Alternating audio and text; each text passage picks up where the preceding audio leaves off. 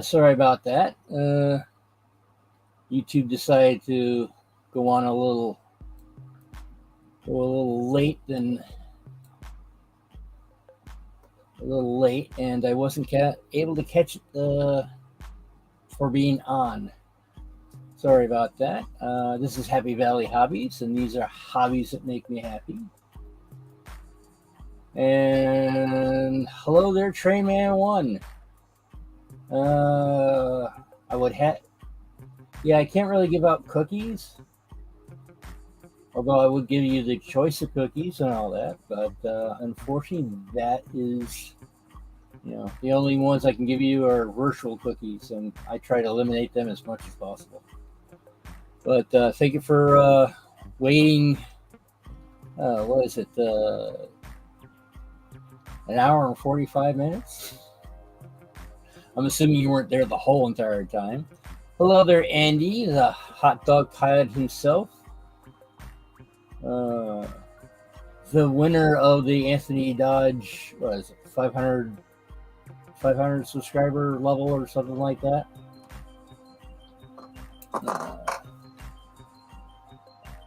So, yeah, it's like,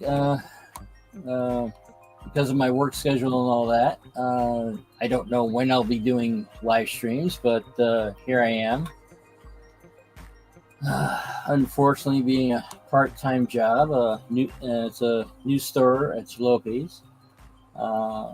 They have a saying that have the aces. Yeah, rage quit. Hello there, Dan. Thank you for coming in. No, not necessarily rage quitting, but my workplace has a saying that aces in their places.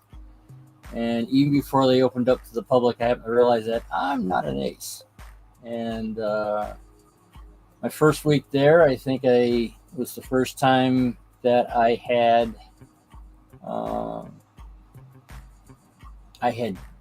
think everyone had sort of kind of kissed 30 hours. The store manager is not trying, it's like trying to keep costs down and all that, but at the same time, it's like you're starting a new store. You have to spend money. But for the next, that was probably the most I did the most hours that week, or since working there. Then my hours went to 10 3/4 of an hour per week. I had for 2 weeks. Last week, it was 4 hours for the entire week. And this week, I think about 8 other people, we're not even on the schedule at all, because it's, we got to cut back. And then it's like, yeah, this is not working out. Now, the interesting thing is that I'm not sure if this is just in Vermont. This is the first time that, saying that, hey, yes, I have a job. However, it's only part-time and all that. And then they're like, oh, wait a minute. It's like there's now the option of, since I'm underemployed, to still claim unemployment benefits. I just have to, saying that, and I have to look for 2 jobs instead of 3. So it's like I was still looking for jobs. I want to say, except for, hold on. Didn't hit the mute button. Sorry about that. Where did that come from?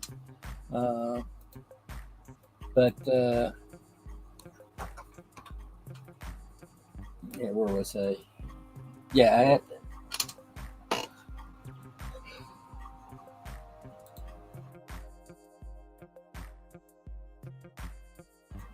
Of course, I hit the mute button. I don't need to sneeze. Well, at least now I have the thing set there to click if I do sneeze again. But what had happened was, since I still had to look for 2 jobs per week, Um, I was still going on interviews.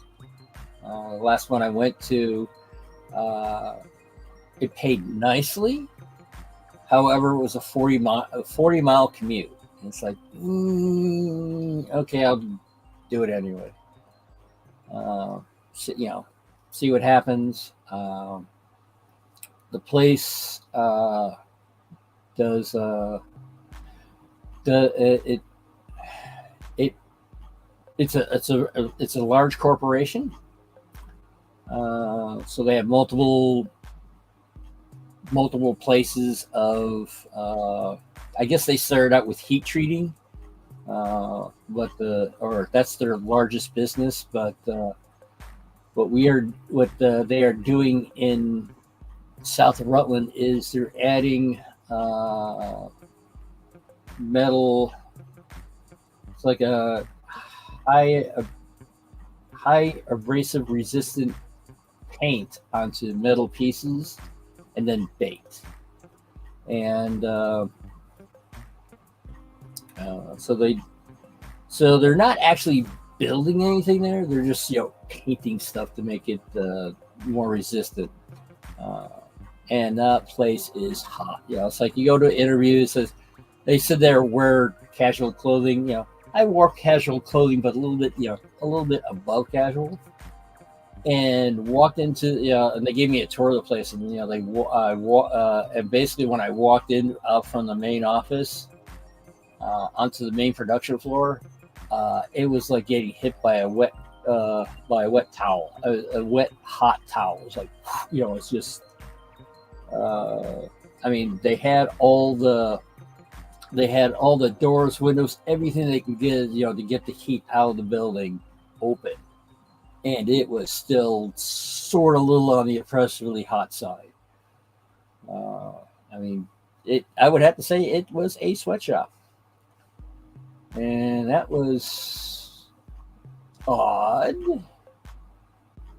I wonder what happened there. All of a sudden, at least on my end, all of a sudden everything froze. And my GPU sort of like dipped down to zero and back up to about 38%. Well, hello there, Digger. Thank you for coming in. And the interview felt good, but usually there's been a lot of times it's like, oh, this interview felt great and all that, and then all of a sudden I get the email saying that no, we're not interested. And after seeing this week's schedule at Jalopy, I'm going to turn around and double down on getting something else. I'm tempted to keep Jalopy, until I get my first paycheck, but I have a feeling that might not be happening. They might keep me off the schedule, and then after a while, it's like, hey, guess what? Since you haven't been putting me on the schedule, I looked out and found a full-time job. Bye.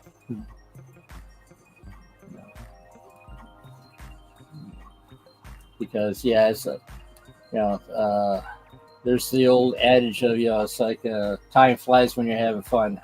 The place at Jalopy is just dragging. I mean, I worked 4 hours the last time, and it felt like a 10-hour shift. So that's the drama that's happening at my job search, basically. Oh, hello there, Del Marva Ralphan. I almost want to say Delmar VA, but I could be wrong on that.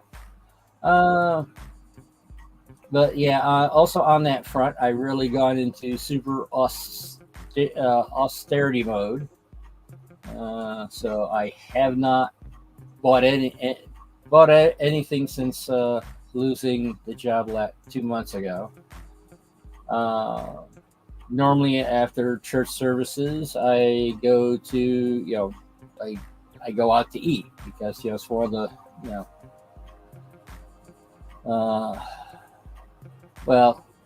it's one of the I can cook to. Oh, all right, nice to know. Thank you, Dermar.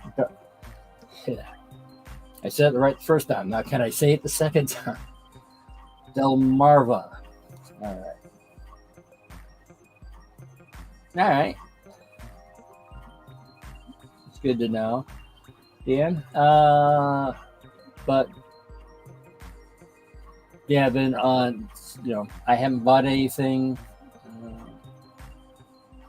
I used to, after church services, go out and eat and have at least one good, one nice meal a week, because I can cook to survive, but not really to impress. So, but I haven't done that since I lost my last full-time job. So, and also I have, and there's been times that it's like, I could use a new tool, or I need something that, for the broad gauge layout, and it's like, I'm not buying anything until I'm back to being employed. One thing I did have to buy, which was, it could be debated if it's a necessity or not, but the beginning of last month, my air conditioner died, and it was a very old and heavy unit. It technically can still work, but the main blower fan isn't blowing, so it's sort of kind of pointless if it's not physically blowing stuff. Physical blowing stuff.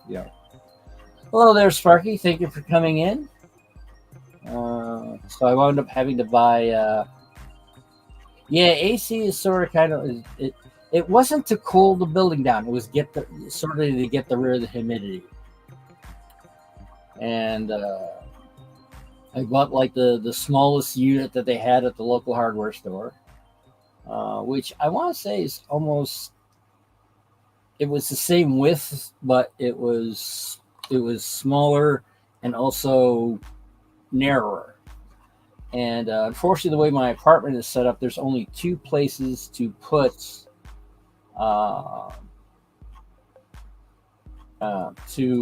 the AC unit.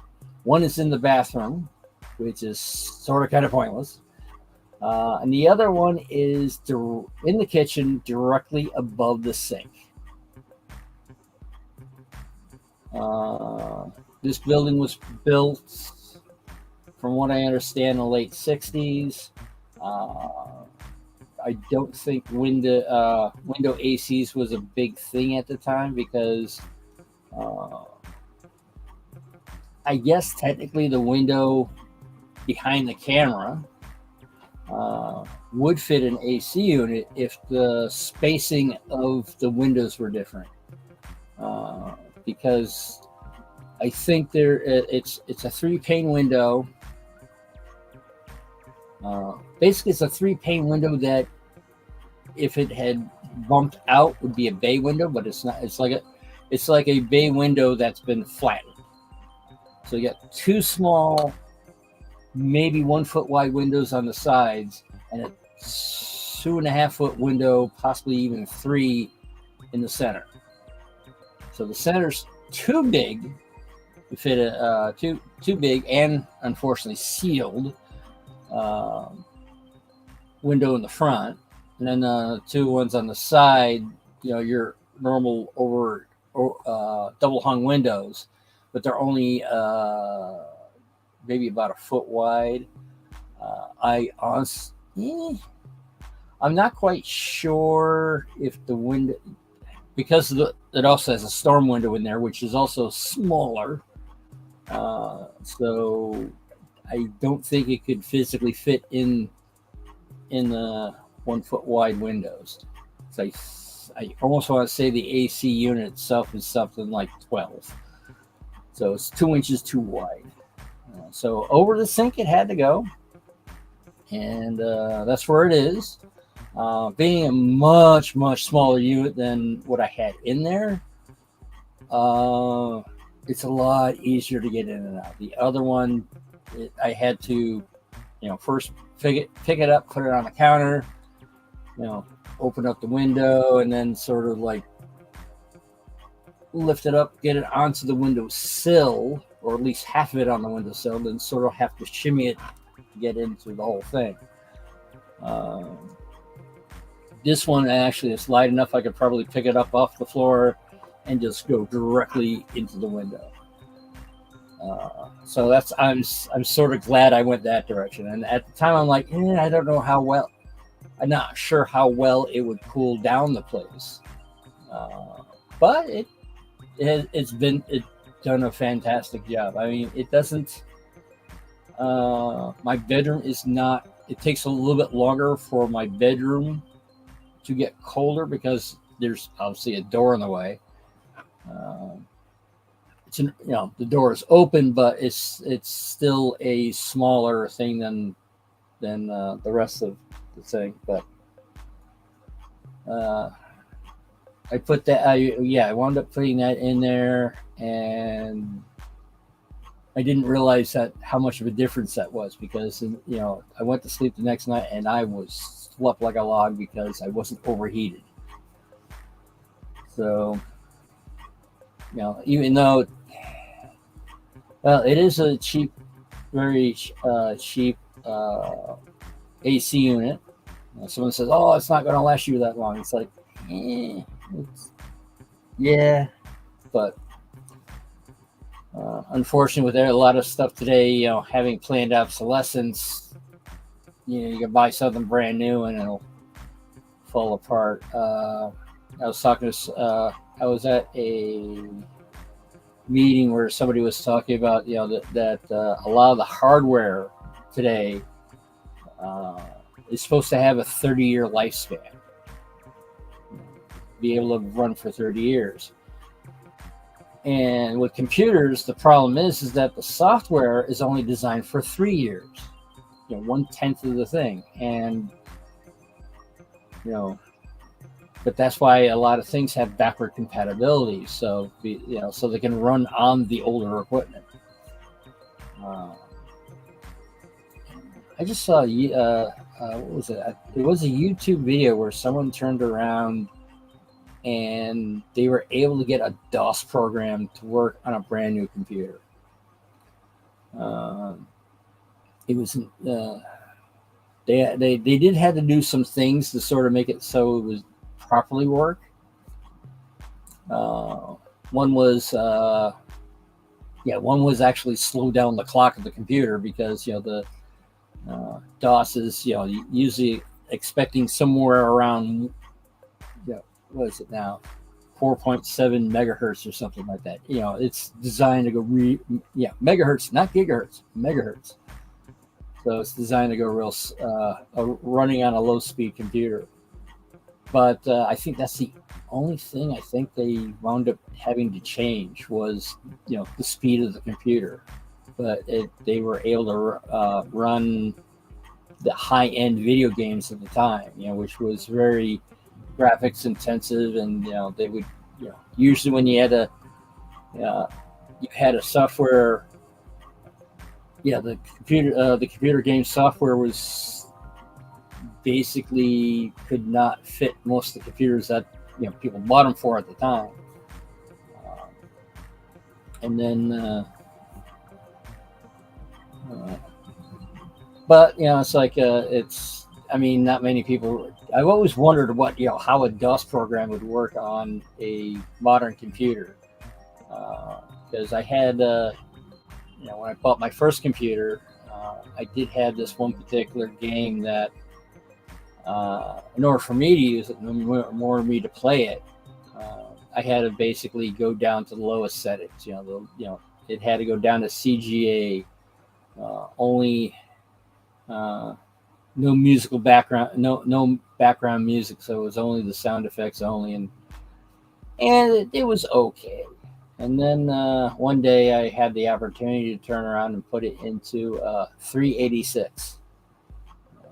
My first computer was a Tandy 1000. And the 380, I put it in the 386 and found out I couldn't play the video game, not because it was incompatible. I actually had it set up where it was full graphics, full sound. It's like I maxed out everything, and it was I think if I remember correctly, it was like a stealth simulator game. And the thing was set up where you're out in the middle of the ocean and you get launched off of an aircraft carrier. Well, the thing is that I would turn around, hit the thing to go, hit the launch, get launched off to the aircraft carrier, and be at the end of the map in less than 2 seconds. Because that was like, shoo! And it's like, I can't play the game because it's like you hit an you would hit an input and all of a sudden the thing's going, couldn't control it. So that's what I was saying. It's like having something in DOS. Well, if something could run in DOS, then it could probably a computer could probably run on Windows 1. Enough of that babbling. Let's say we switch over to the other camera.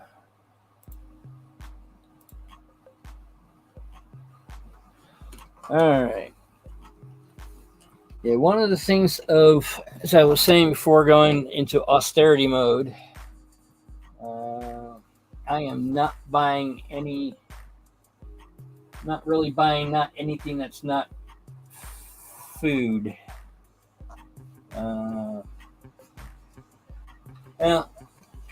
Not food, electricity.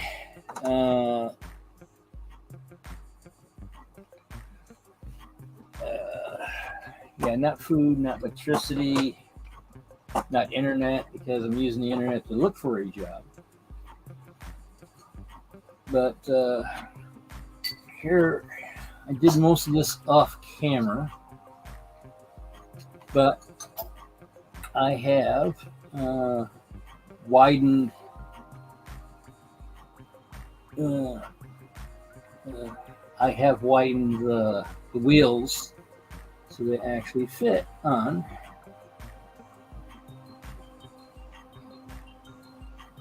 the track. I've got it so it actually is on gauge to 6 foot wide. Or at least the main driver's here. And it looks like 2 of them fit. I might have to carve some clearance on the rear, and for the front, I got to figure out exactly what to do here, because the cross guides are interfering with the front set of drivers.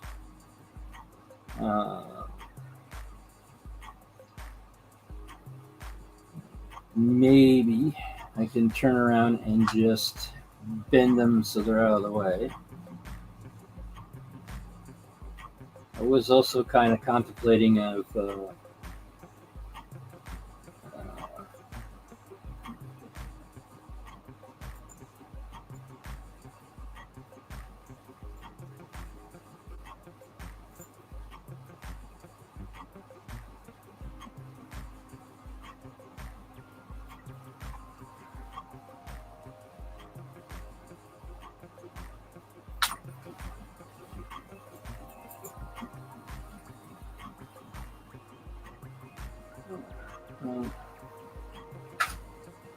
put that there.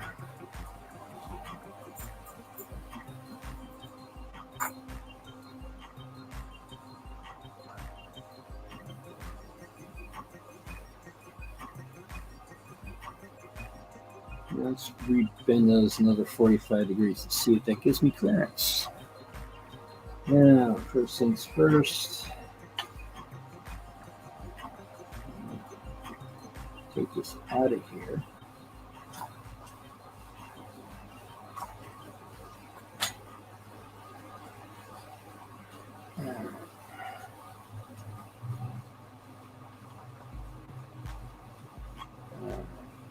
Let's see. We're gonna have to take the tender off. And I'm also for the tender trucks. I'm actually thinking about getting a LaBelle trucks, mainly because LaBelle trucks are in 3 pieces. So it'll be easier to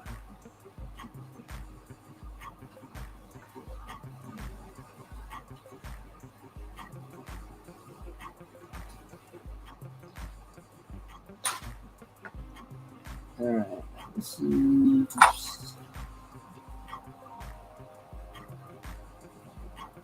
Be a different type of challenge.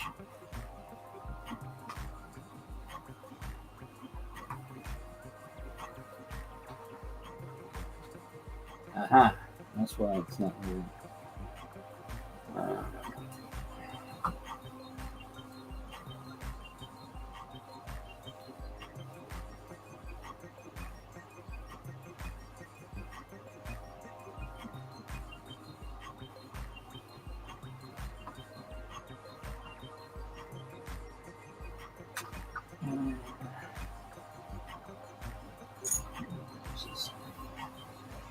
So my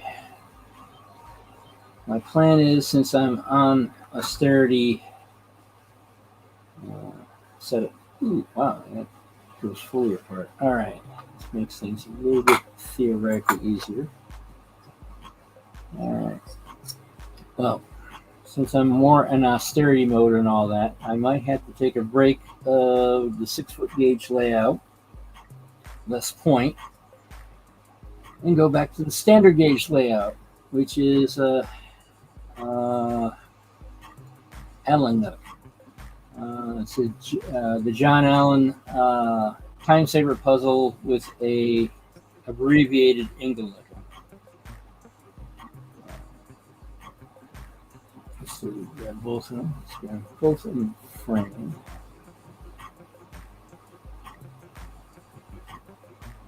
Okay.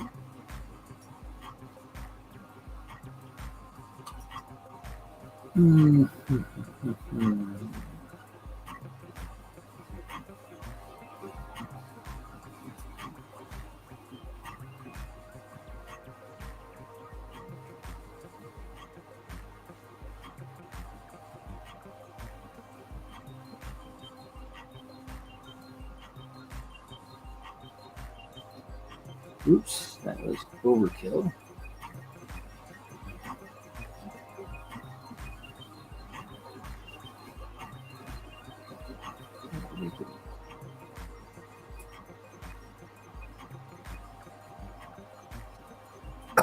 Bring this out.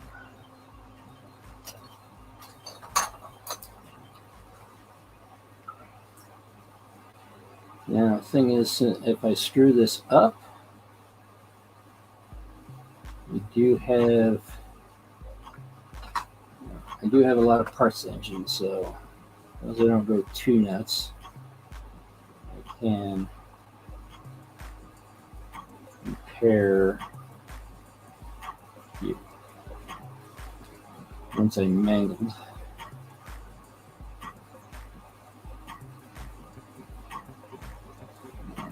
Let's go this way, maybe.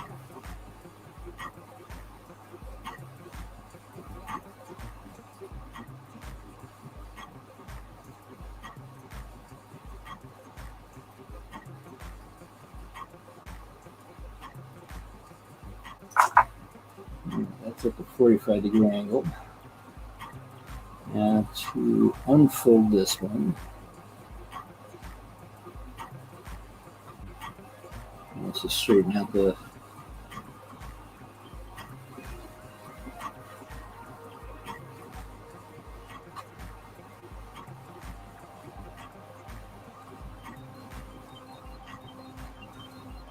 that's not straightening out the way I want it to.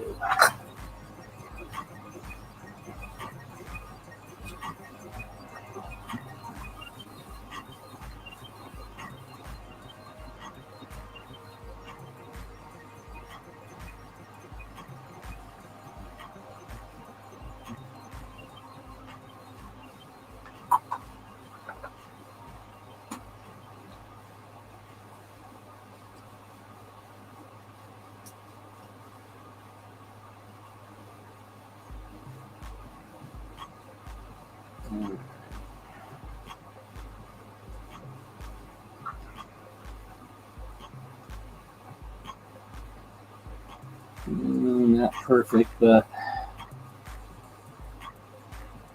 I think I got an idea on how to do this. Do the other side. That's the 45 on that one.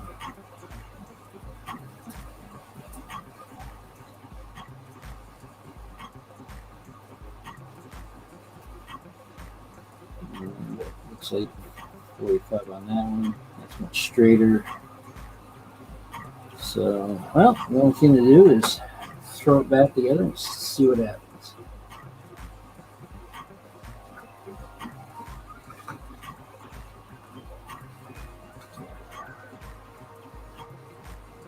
Actually, you don't have to put the whole thing together. You just turn around and do this.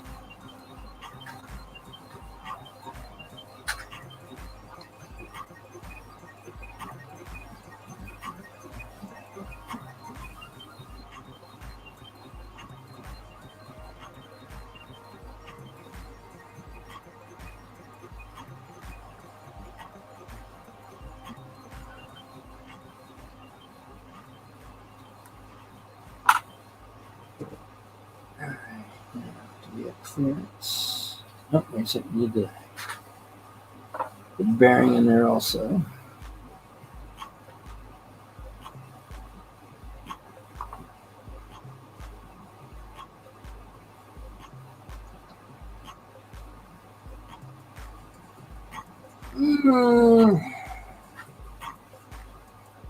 Not quite. It fits in there now, but it's still rubbing. So, not there yet.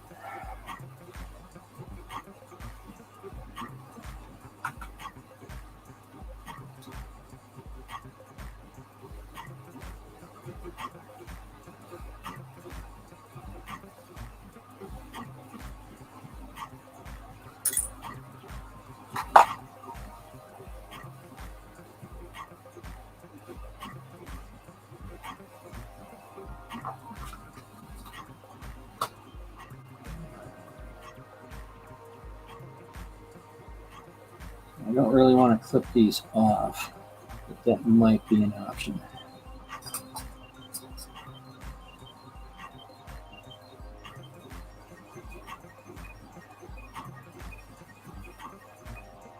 You don't want to go too far in. You want to be able to get the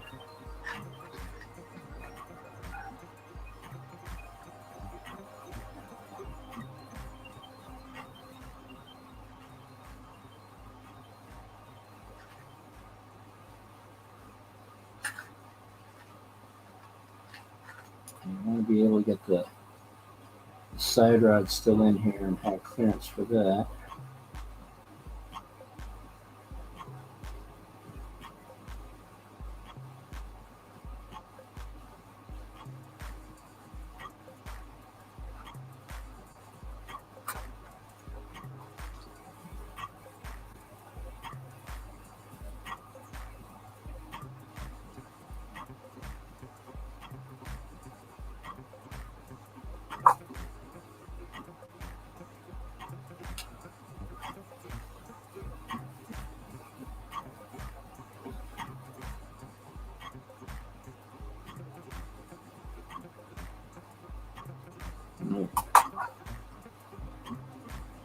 Gotta make sure that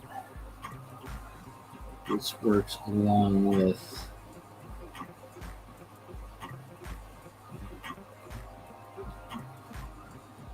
now. I was thinking that there might be a possibility I might have to have these go on the outside if they're too wide.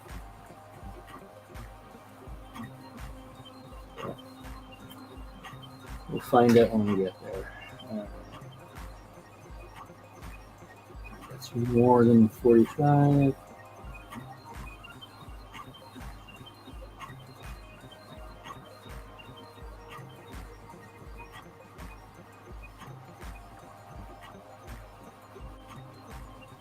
More than 45.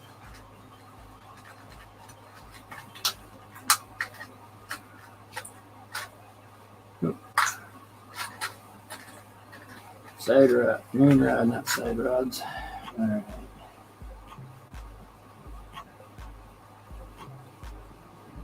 Grab the wrong side rod or main rod.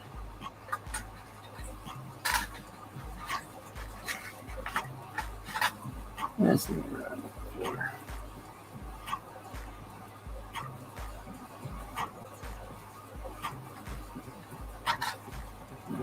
That's a bit too tight.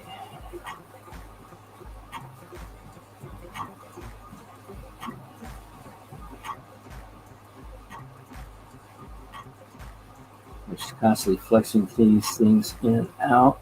Just want to weaken them.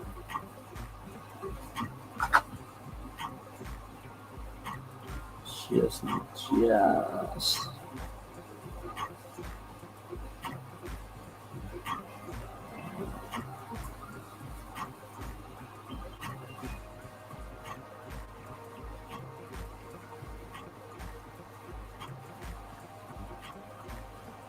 That's a little tight, but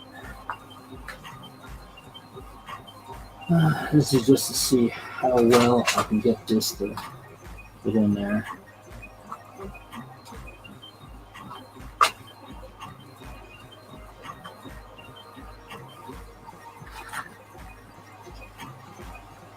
So this morning in Vermont, we had some massively heavy rain. The rain has dissipated.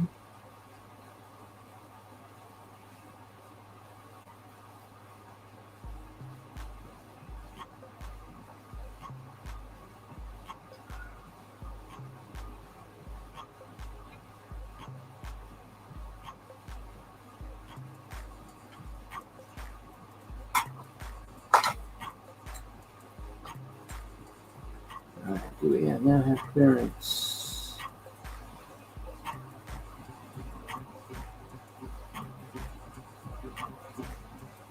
It looks like we now have clearance.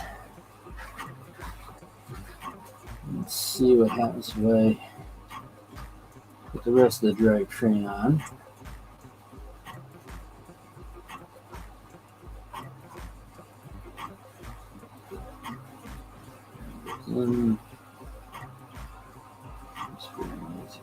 Here.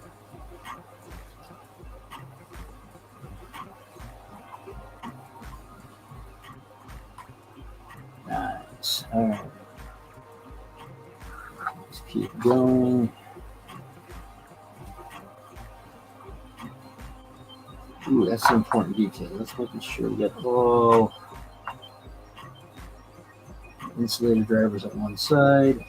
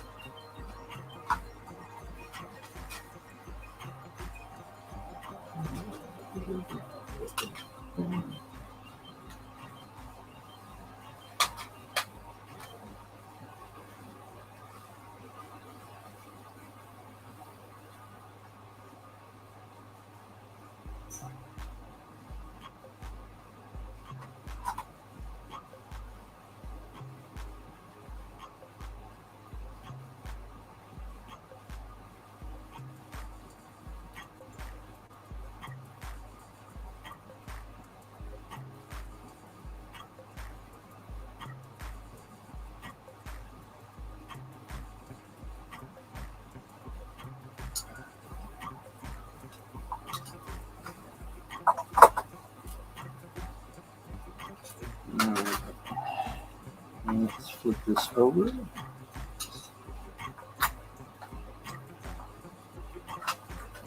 Tracking all the tools and bits that are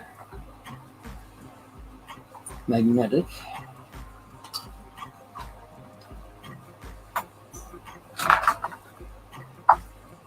Let's see how well this is on the track.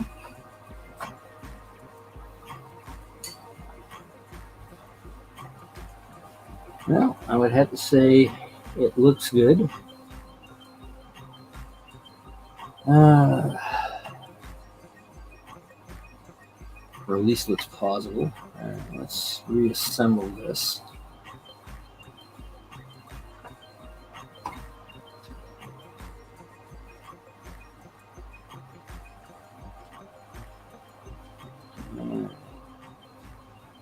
Okay, now I need to see what I need to do here. Where's the pencil? Pencil's hiding somewhere.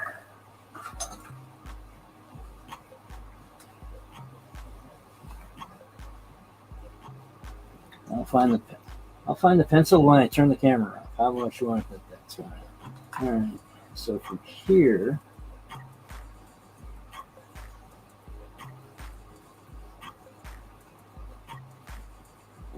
from there,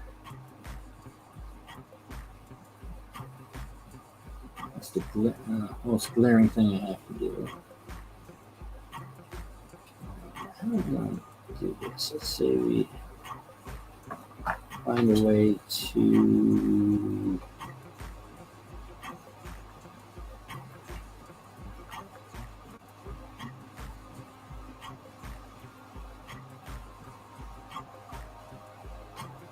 I think if I take this off,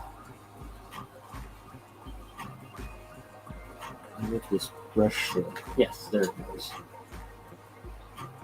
All right.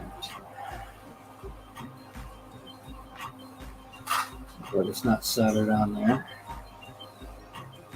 So if I go in here,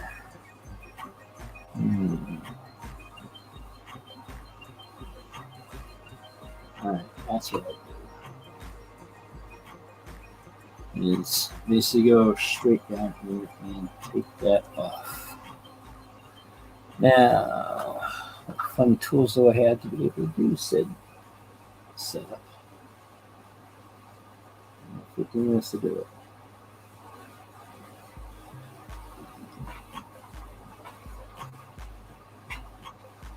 I might have to finish this off camera.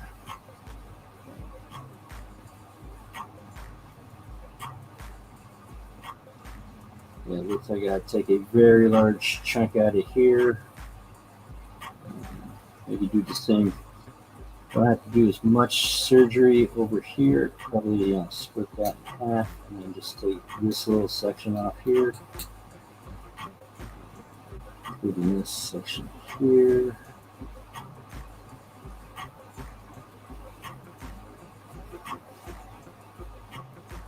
Much deeper cut.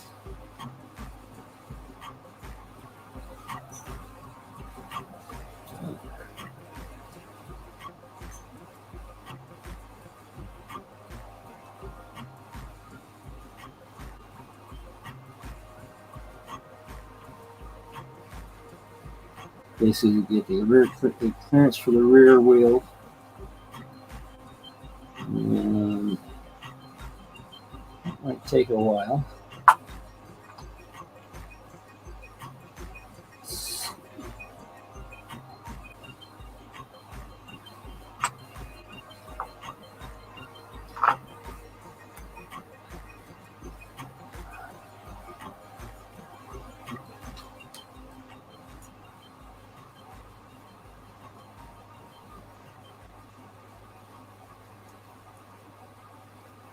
Yeah, well, Demerva, I would have to say, if I'm remembering correctly, Sparky is no longer on a set live schedule. I could be wrong. I could be right.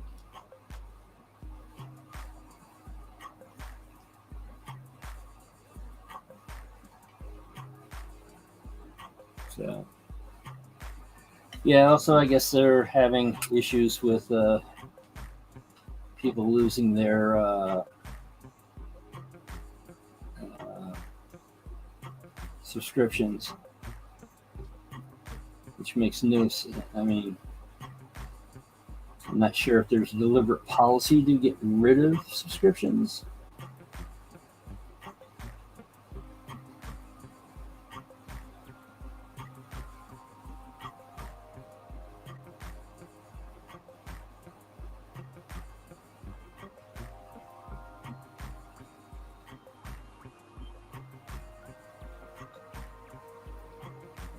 Seems a little bit sharp. It has a slightly sharper blade.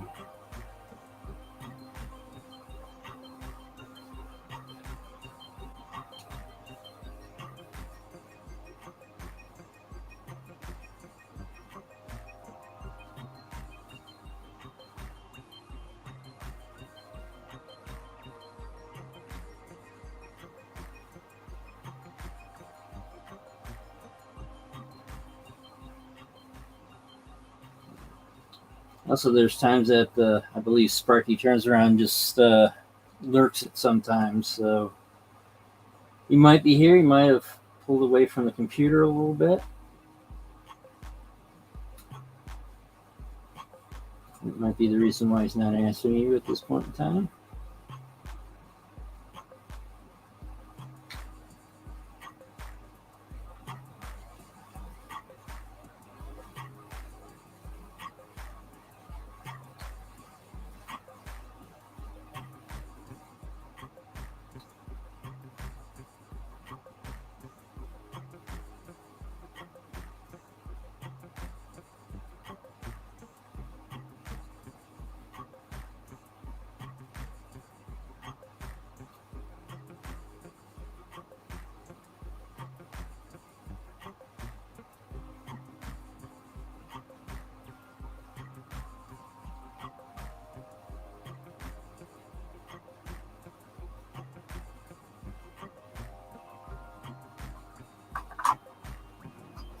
Let's see if this works.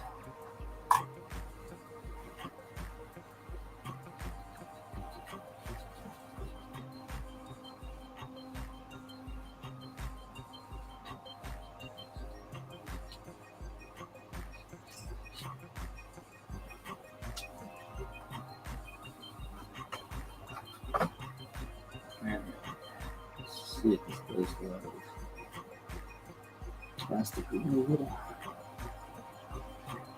A bit too dull. It's more for cutting wires, not the plastic.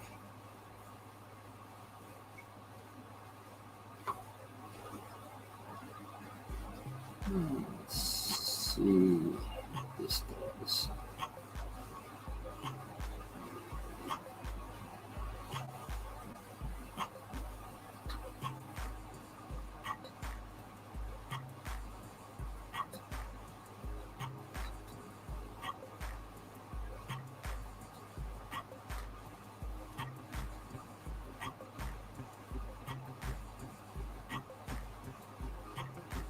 I have to get a proper tool out.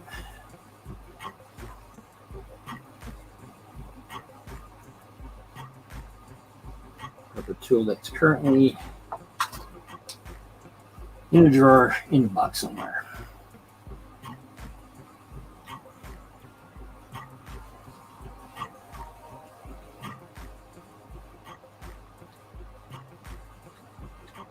And for sharp number 11. Hold on one second. Let me go grab a sharp number 11.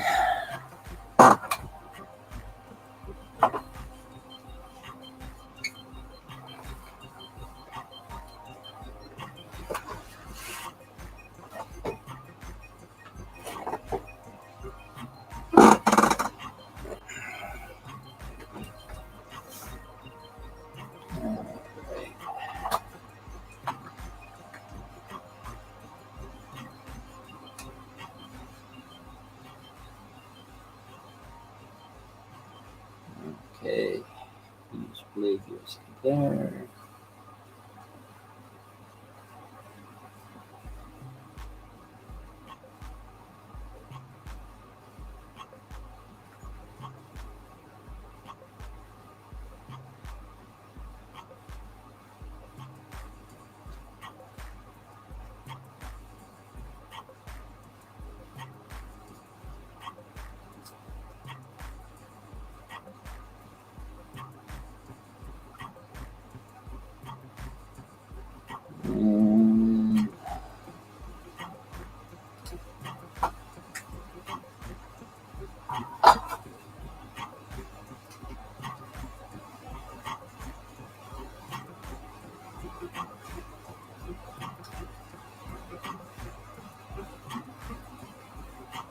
apparently the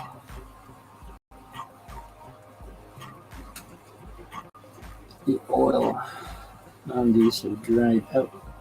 Possibly. This is not going the way it should be going. It's becoming a whole lot easier. There we go. Yeah, it's pulling multiple blades out, not just one.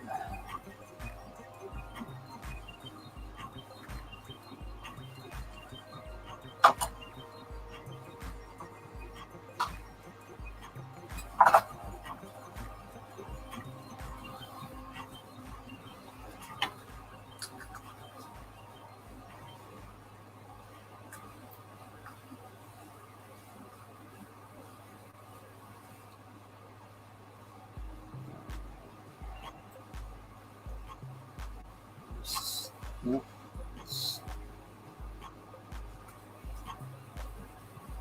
I'm getting multiple blades. Get 3 blades.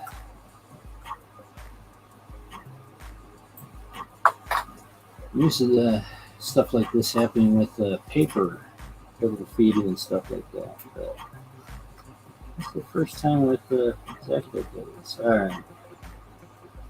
I got that separated enough so I can come out.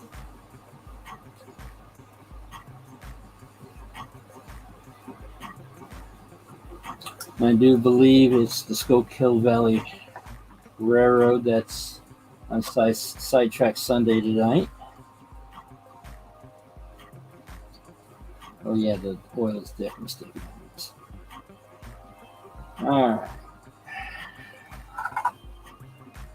Now let's see how well this plastic cuts now.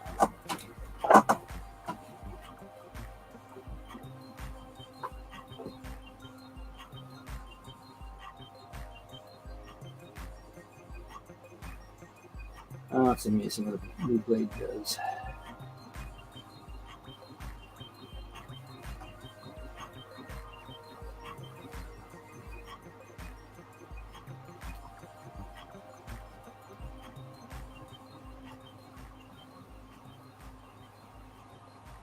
Well, hello there, Randall. Thank you for coming in.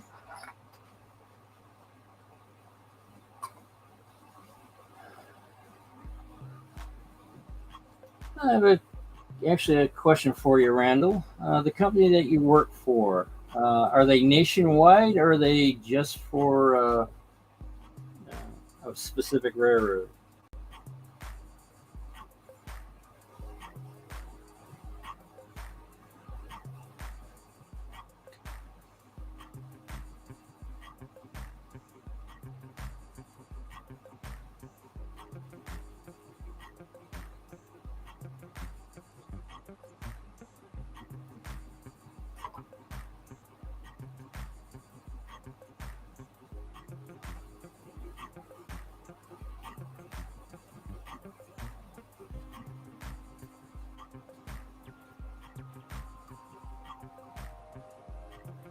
Right now I'm making clearance for the widened wheels. Looks like the only thing I have to do is this little area here has to be sort of carved out. Hopefully that's all I have to do.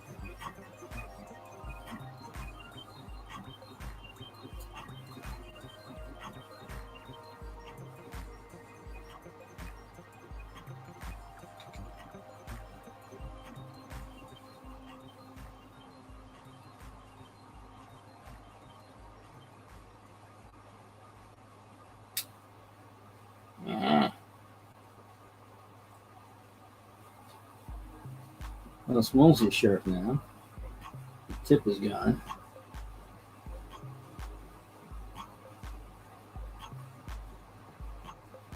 Ooh, they are nationwide.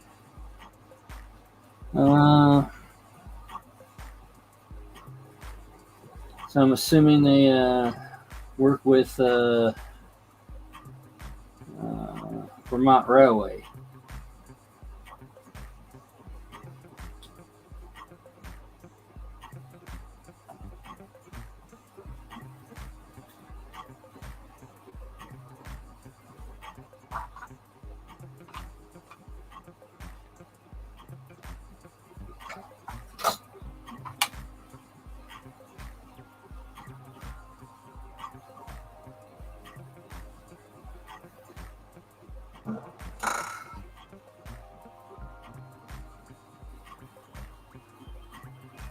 Oh, that's interesting, Randall. So they don't quite have Monopoly, but close enough. I honestly don't know what class Vermont Railway is. It might be too small for a class 1. So it might be a class 2.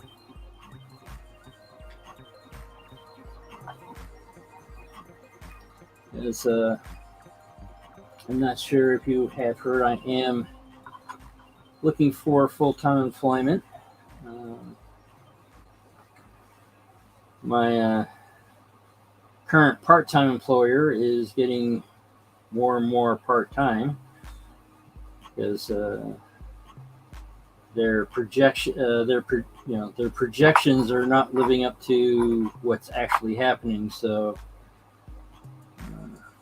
every week there's oh sorry, we have to cut back on hours, and for the past 2 weeks, or actually there was a time that was it work? My first week there was it was barely 30 hours, but then again they were training everybody, so. And then next thing I know, it's like I'm getting less and less hours. It was for 2 weeks. It was looks like there's enough clearance.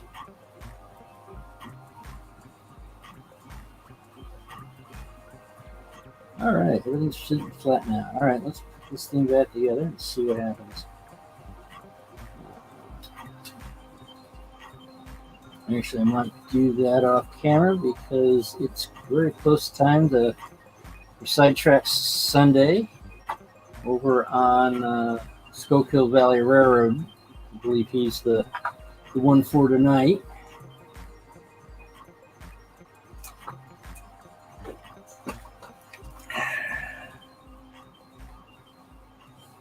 It's Rail Crew and Halcon that has the most rail crews. All right. Let's see. Oops. Need to put the blue screen back down. All right.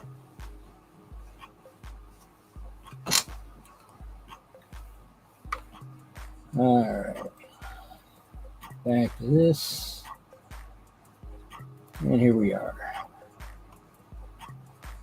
Okay.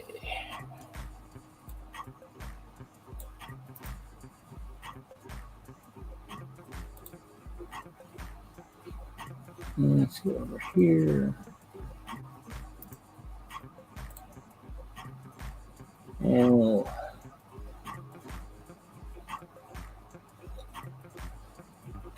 I'll look at that after I log off. And I'll be seeing everyone in over on Schuylkill Valley Railroad's setup.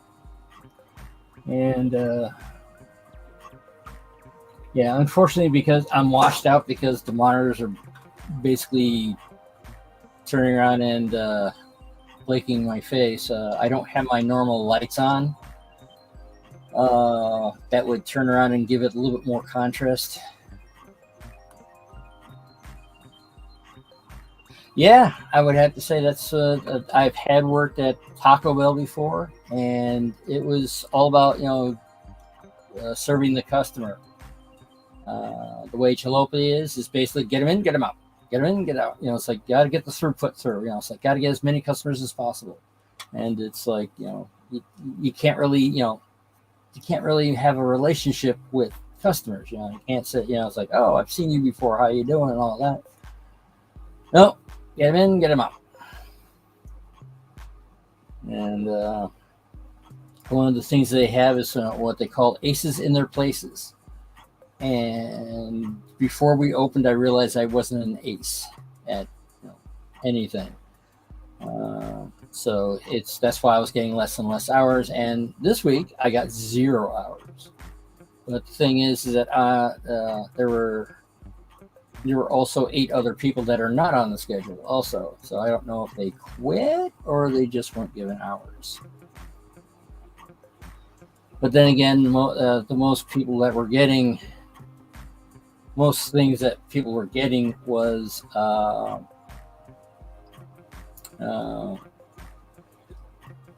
rarely you got somebody that was getting over 30 hours a week, and that only works if if you're still living at home with your parents.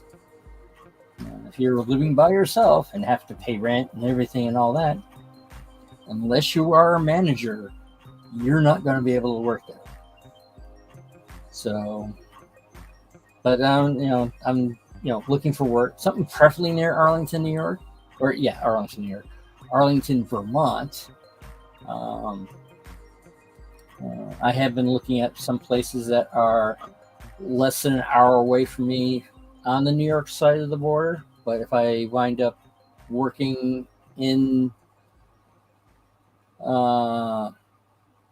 if I only worked in New York, I would want to, for tax purposes, to make it a hell of a lot simpler, being in New York State. Now I know New York State, the cost of living is higher. Even though it's upstate New York, it's like it's amazing, and you just cross the border, and all of a sudden it goes up. Not significant, but not a non-significant. It's the gas is more expensive, the insurance is more expensive.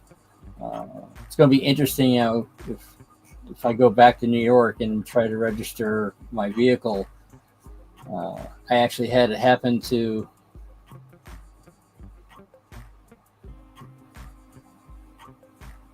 Yeah, it's getting so bad that customers are, it's like, for not delivering their car. Yeah, exactly.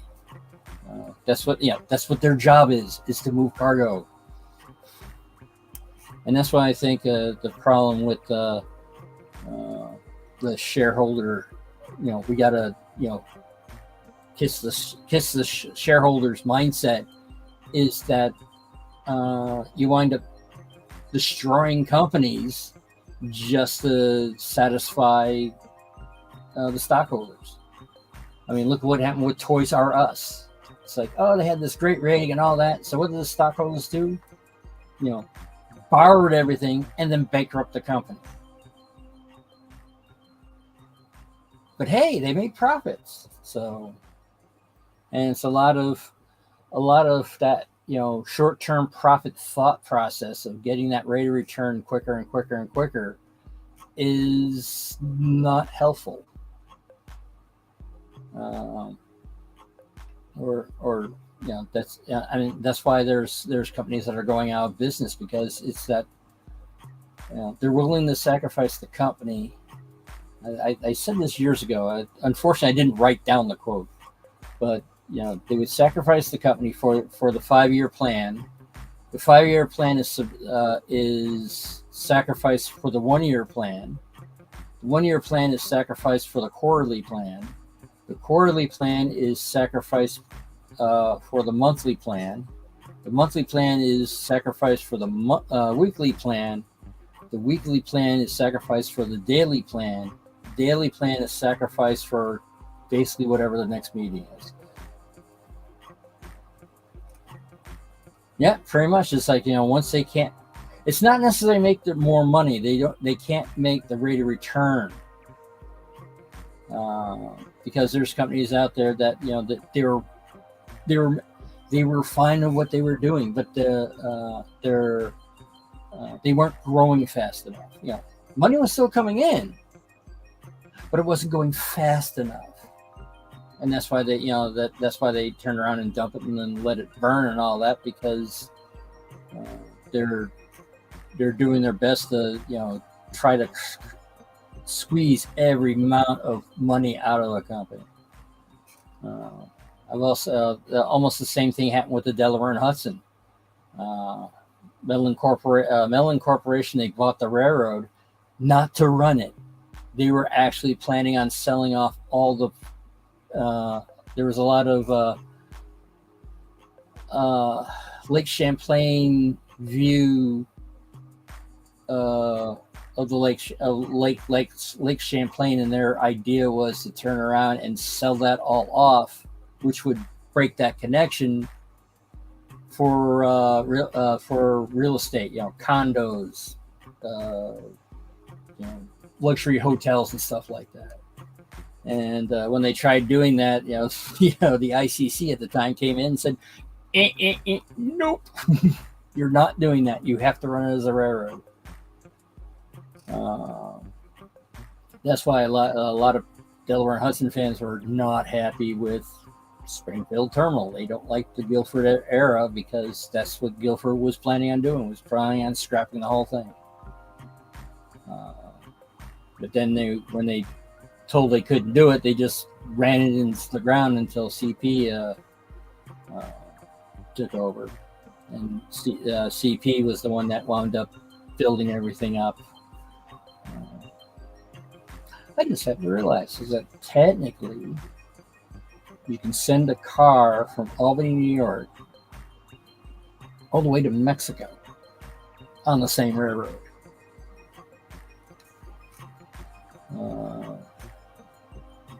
And that's another thing of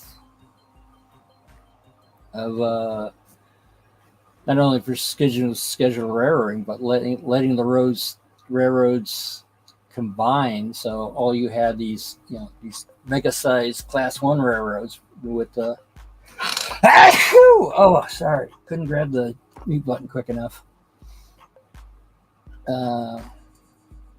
Buying out all these other railroads. Again, wasn't quick enough. Not sure why I'm sneezing now, but oh well.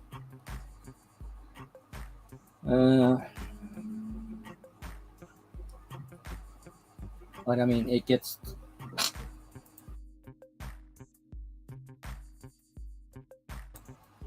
Finally was able to click the mute button. Thank you, Randall. But, well, since I apparently am starting to sneeze now, probably might be a good idea to sign off for tonight and see everyone over at Scoco Valley Junction. This is John's turn at Sidetrack Sunday, so I'll see you over there.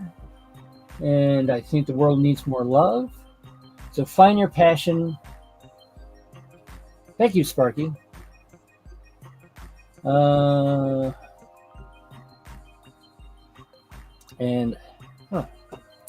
I blinked on where I was on my outro. Yeah, I think the world needs more love. So find your passion, add some silliness to it, and spread it around.